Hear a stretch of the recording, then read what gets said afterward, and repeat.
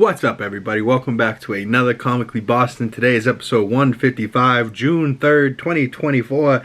I'm currently recording this on Sunday, the day before, because Monday there will be a bunch of movers showing up. My mother and sister are moving out and they're getting their own house, and I'm going to be taking over the payments and everything for this place, so this will now be my place. So maybe I'll have a new setup pretty soon, and maybe a new office space, and some more room to display some Lego and all types of stuff. A new roommate, you know, so lots been changing, lots been going on behind the scenes, but there was a big week for news, so let's get right into it. The Boys Season 4 has a new poster. Jeffrey Dean Morgan, Carl Urban. I love the two of them. I don't know what Jeffrey Dean Morgan's character is just as yet, but it looks like these two are going to be boys in The Boys. See what I did there? But Season 4 comes out June 13th, so that's right around the corner. Just a brief 10 days out, so stay tuned for that.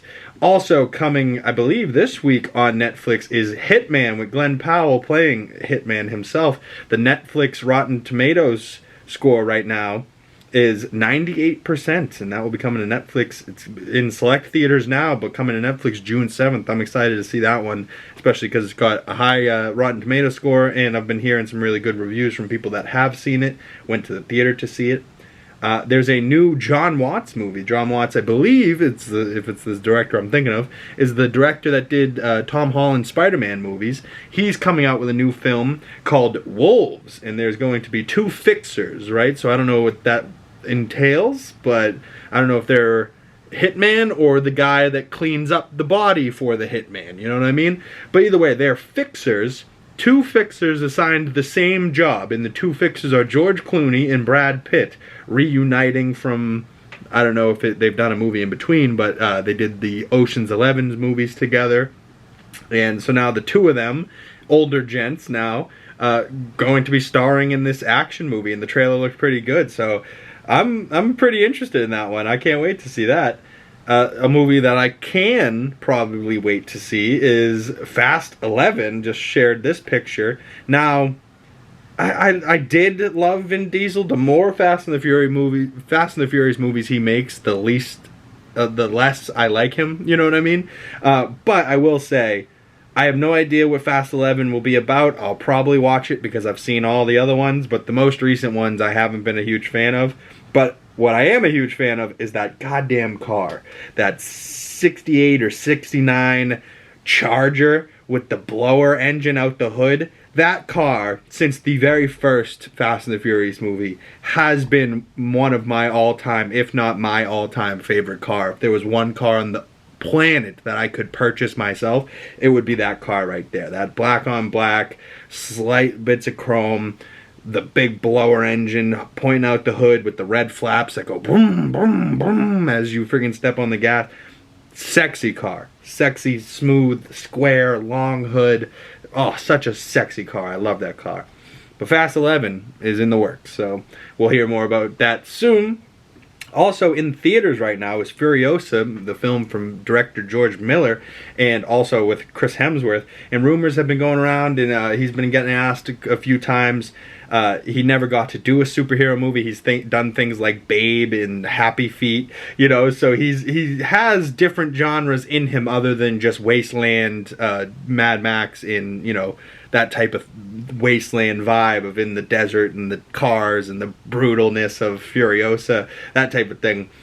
But what I will say is I would love for George Miller to get a chance to do Thor 5, right? Especially because where they left Thor 4 off of after Love and Thunder, Thor 5 to me could be Thor 5 Battle of the Gods or something like that. And it could be a Hercules directed from actor Roy Kent, or Brett Goldstein. He played Roy Kent in the Apple TV show Ted Lasso. But him as Hercules, Chris Hemsworth as Thor, meeting in the middle, and I keep seeing this image of Thor kind of dressed up as like a full Norse Viking, but I'm pretty sure the attire of this, obviously the axe is his, but the attire I believe comes from Assassin's Creed Valhalla. I'm not sure, but it looks awfully similar to the character in that, and I believe you can play as a woman or a man in that, and he looks very, very similar to that in this outfit here. And we've never gotten to see Thor quite like that. So I would love to see a Thor like that.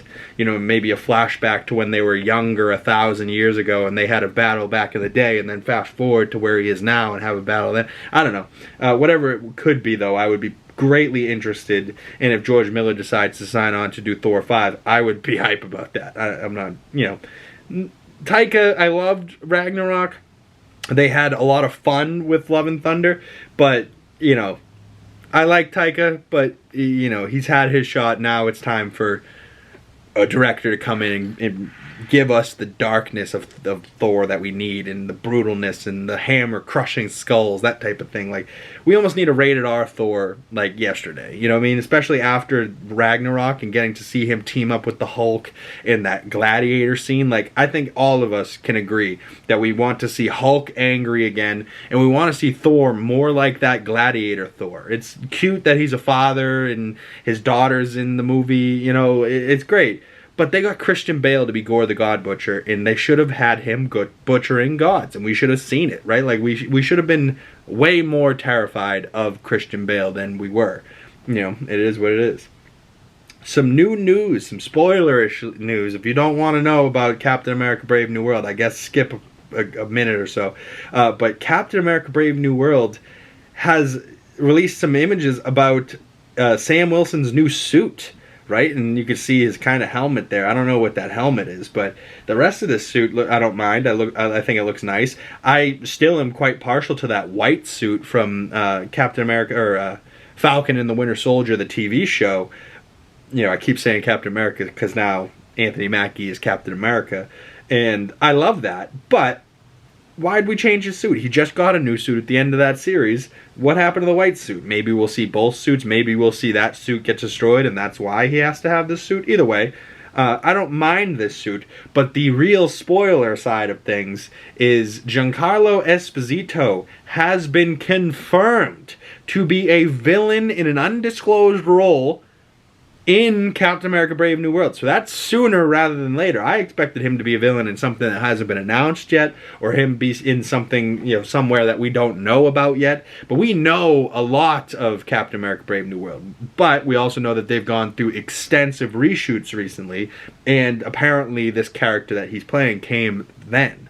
So maybe, my guess is a Henry Gyrick.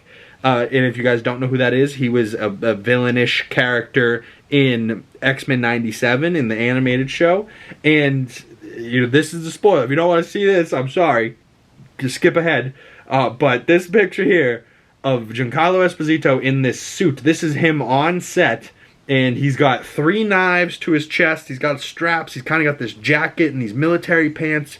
My 2 guesses right now are Henry Gyrick, or he's playing a, for lack of a better word, black William Stryker. Because obviously we've seen Brian Cox play that in X-Men way back in the day. And then there was another actor in Days of Future Past. I don't know. The green pants and the jacket kind of remind me of a Stryker look, kind of. Like kind of how Stryker looked in X2. But I also don't know what these knives are about. Like, what, is he a knife specialist? Like, is he Bullseye? Like, what? Like, he's throwing, I don't know. But I don't understand the 3 knives. Why wouldn't you just have 1 weapon? Like, why do you have to have, like, so he's a marksman with these knives? I don't understand. You know, but it also looks like he's going to be dual wielding pistols, so I don't know, maybe like a Henry Gyrick or like a Bolivar Trask, like the internet's been saying. You know, kind of more of a human, but villain, you know, so kind of more along the lines of like a Gus Fring rather than a Moff Gideon. The previous roles of villains that Giancarlo Esposito has played, but he's a great actor and he plays a villain very well. So I'm very curious to see that. Another Marvel project I'm super curious to see now, because it's now seeming more real and real by the day. Spider-Man Noir, last week we confirmed that Nicolas Cage is in for Spider-Man Noir, and now we have a poster, Spider-Man Noir. It kind of, you know, looks what I would expect, a black and white, you know, kind of like the Spider-Man Noir that we know from the Into the Spider-Verse movie. But it is what it is, you know, I like it. Also confirmed recently that the Acolyte will have 8-episode first season, and it was a $180 million budget. That's pretty nuts. That's like big time movie budget for a Disney Plus TV show. And you know, just to hear those numbers, $180 million divided by 8 episodes, correct, equals about $22.5 million an episode. Whew! What kind of money are they making with streaming? We don't know. I don't know. But there's 2 images released recently from the Acolyte, and this really has me like, okay, I've been curious about the guy with the red lightsaber in the trailer. Amanda Stenberg apparently is awesome. Reviews have been coming out for the first couple episodes. Some people have been getting early pressers. That comes out, I believe, Tuesday. So if this is Monday, it comes out tomorrow. Acolyte, can't wait to get into this, start breaking out episodes. If this does come out Tuesday with a 2-episode premiere, I'll probably come out Wednesday with an episode breakdown talking about everything. But the guy, Amanda Stenberg on the left, is clearly going to be a Sith in the show. We see her fighting Trinity from Matrix. She's in the show as a Jedi, and we see like a little scene of them fighting in the trailer. But this guy with the mask, right? And we get another image of him closer up on his mask. And you can kind of see how it's like these 2 little eye slits, and the mask is cracked, but he has this like inbred smile in his mask, like, you know, like creepy, weird with the red glow of the lightsaber. I don't know who this guy is, but I am more than interested in finding out what and who he is and where is he going to be. You know what I mean? Like, that just looks so interesting. Some other news. We talked last week about Knives Out 3 is going to be called Wake Up Dead Man. But now, over the last week, we've had a ton of cast news. And even more than what I'm just going to name here. Obviously, Daniel Craig will be returning as the guy that figures out the mystery and the murder. We're going to be getting Kerry Washington, love her. Josh O'Connor, recently in Zendaya's Challengers movie. Kaylee Spaney, I believe she's going to be in the new Alien Romulus movie. Andrew Scott, we know. Glenn Close, we know. She's great. Jeremy Renner, my boy, you know, Hawkeye, can't wait. Glad he's doing better and he's up and at 'em and working again, you know, after what he went through last or 2 years ago, whatever that was. To see him back working and standing and walking fine, and maybe not fine, but, you know, better than what someone should be once they get ran over by a snowcat, you know, like, I'm super happy to see him back and doing well. Also, Mila frickin' Kunis added to this cast, and there were some other people too. I just didn't recognize them as actors as much, so I didn't pull their images, but I'm sure there's even more of a dense cast than that. But then third Knives Out movie's looking frickin' unbelievable. But some of the main news from me coming today is the Deadpool and Wolverine popcorn bucket has been released. What? And this popcorn bucket is fucking hilarious, right? The little trailer he dropped for it is like dirty, and of course it's inspired from the dirty memes and the dirty jokes that were being made from the Dune popcorn bucket, and everyone was like, I don't want to stick my hand through the Dune popcorn bucket. And then other dirtier people are like, it's like a Fleshlight Dune popcorn bucket, and then people are selling them on the internet saying used, and it's like, what'd you use this for? Ugh, you know, and you really don't know, so you can't trust it. I'm kind of bummed. They're selling for like $150. I had a chance, I could have got it, but I don't get popcorn at the theater, so I didn't think about it. But like, I could have got an empty one and not filled it, you know what I mean? But this one I might get. I might have to, because designed by Deadpool, this is a Wolverine popcorn bucket, and the mouth is open, like terrible, like somebody with a giant hog could throw that hot dog down a hallway, if you know what I'm saying. But Deadpool's like poking it on the nose, like, ooh, you're so cute, I can't wait to do terrible things to you. And then he's got butter dripping down his face into the popcorn, like, oh, so nasty. But then that, of course, inspired the internet, and the internet is undefeated. I fucking love the internet. To some X-Men Origins, they replaced Hugh Jackman's face with the popcorn bucket. That made me laugh. Of course, this one from Deadpool Wolverine trailer, should get a shot in the ribs, he's like, ah! That made me laugh. And then, of course, there is another one, this final one here, from the Deadpool Wolverine trailer. He's like, "Arr!" And they changed his head to the oh, God, so funny. Also, right, I said I'm recording this on Sunday. It's going to come out tomorrow on Monday. I'm getting ahead of the game a little bit. Venom, The Last Dance, Venom 3, apparently is going to be having a trailer drop tomorrow. What that will be about, I don't know. Maybe it's going to have some carnage. Maybe it won't. Maybe carnage is done after that last movie. But The Last Dance, I believe this is going to be it for Tom Hardy and those Venom movies over at Sony. Especially after the second one performed. I really don't know what this is going to be about. But if it's The Last Dance, I don't know if it's going to be anything like a musical. I think people are going to hate it. Don't go that route. But if it's just the last one and they're going out with a bang, hey, power to them. Also, in other news, on Netflix currently, came out yesterday, Godzilla -1 is finally out on streaming, out on Netflix right now. I cannot recommend this movie enough. I'm going to be doing a slight little re-review, probably with minor spoilers, for people that haven't seen the movie yet, that want to know some information about it, to see if they're really going to commit to watching it. That will be coming out probably tomorrow or the next day. But Godzilla -1 is a tremendous movie. And you might say, oh, I'm not into the Godzilla movies. This is not a Godzilla movie. This is a great, great movie about people that are getting attacked by a terrible, tragic event that just happens to be Godzilla. You know, like if you watch tsunami movies or natural disaster movies, Twister, same type of thing, but the natural disaster is Godzilla. You know what I mean? Like, and Godzilla's not the main character. It's not like Godzilla vs. Kong, right? Like, if you want to scratch that itch, go watch Godzilla Kong the New Empire and see giant kaijus fight. But if you want to get to the old school 1950s Godzilla, where he's kind of goofy, kind of scary, but, you know, kind of looks fake, but you're like, is this real? And then all of a sudden some dope shit happens, and you're like, dude, this is badass, right? Like, I saw that in theaters. I fucking loved it. They currently have it out with some different languages. I do recommend watching it in the original Japanese language with the American or whatever subtitles. I stand by it. You know, I started it yesterday with the American or the American dub, and I had to go to the Japanese. It just sounds better.